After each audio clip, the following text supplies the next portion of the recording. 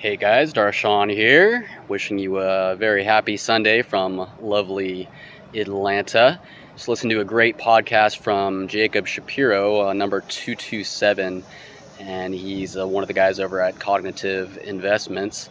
Anyway, they're talking about the situation in Ukraine with the new offensive and the nature of that, all the way from tactical to strategic. And instead of doing my usual LinkedIn AI augmented post, which I know you guys appreciate, going back to the vlog format a little bit and just seeing what the interest in that is. And this is going to be more of just an open-ended kind of my questions, my thinking about what these other people in the geopolitics and sort of higher level space, just what they're considering, and then opening it up to you guys, hopefully, to get the next level, the second derivative of that conversation going on, where the metal meets the meat, or the rubber meets the road.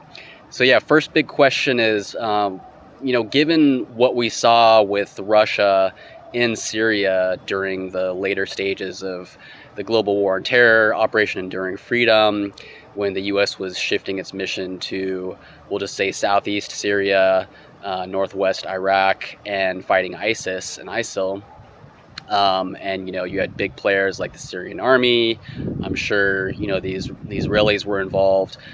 Turkey was openly operating throughout that area that's typically considered Kurdish territory, even though they don't have a formal state or jurisdiction. But what we saw is Russian air power was very effective.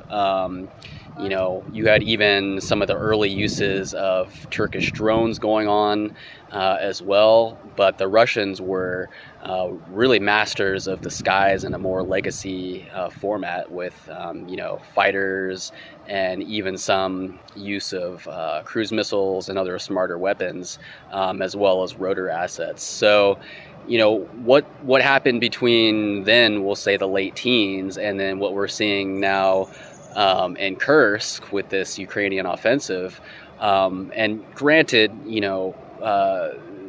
the Ukrainians did get in some free shots for sure. I mean, lightly defended. They're mostly fighting FSB border guards, and they managed to get some very nice first strikes on Russian airfields and air assets with drone attacks and using some of their new longer range weaponry. So, no doubt they just got surprise attacked, like Israel and some of their formative fights, whether it was Yom Kippur, 6 Days War.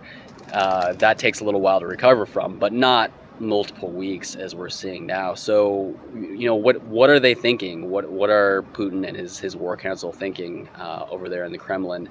And what I'm guessing is this is not a deterioration of their aerospace capabilities, because we know that in terms of defense industry, Russia's really hasn't been this strong since probably the 70s or maybe the 60s. So I think this is a strategic sort of just holding their cards close to their chest. I mean, it's very much like any of the other major invasions of Russia that we've seen, whether it was Napoleon invading back during the War of 1812, or Hitler's attack during Operation Barbarossa through Ukraine, which is a very strategic area. Some of the largest tank battles in history happened in that area.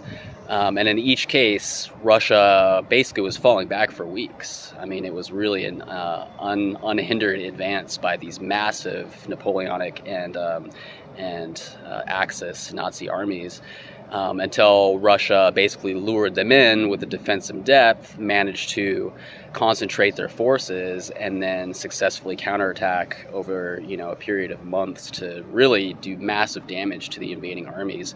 And I think that Russia is yet again taking advantage of their huge amount of territory and sort of their ability to counterattack when it matters. And specifically, we're seeing it in terms of their potential air superiority, and the fact that they're deciding to not try and crush this, frankly, joint NATO-Ukrainian force.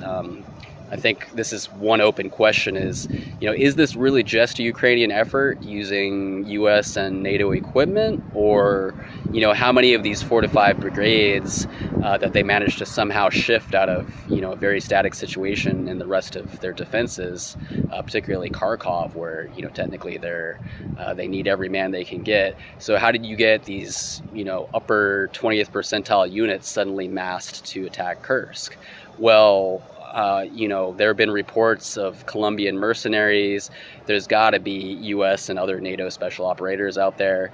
I'm really thinking that of these 15 to 20,000 men that are out there, that a large part of them are sort of undeclared NATO forces. And so, what does that mean for the nature of this particular operation and the wider Russia-Ukraine-NATO conflict? So there's that.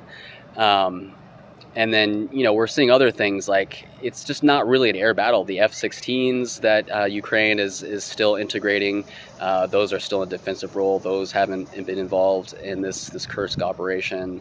It's still mostly drone warfare and long-range weapons like the HIMARS that's been used to great effect. So, yeah, there's really, it really just seems to me, and the numbers are super sketchy too. Even open source intelligence hasn't really been able to get a good fix on even, the raw number of ground troops beyond 4 or 5 brigades, much less more of the tactical systems, the high-end systems. So for all intents and purposes, it looks to me like Russia is just sitting back, letting Ukraine and NATO get overly committed so that at some point they can conduct an encircling operation, which if you look at these World War II tank battles in that area, that's exactly how they worked. They were thrust, counter-thrust, encirclements, and then you get these pockets when the supply lines were cut off, and then those pockets were inevitably reduced by, the Russian bear and just their mass, the mass amount of infantry and armor that they could eventually deploy within their own territory. Because that's the thing,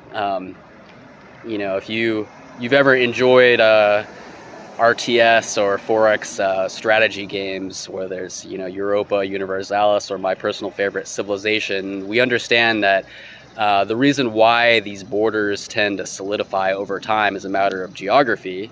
So either there's just rivers or mountain ranges that are really too difficult logistically to cross with large armies. That's, kind of a natural point of truce. And you have the cultural effect of just, it is very difficult to operate in foreign territory, period. You don't speak the language.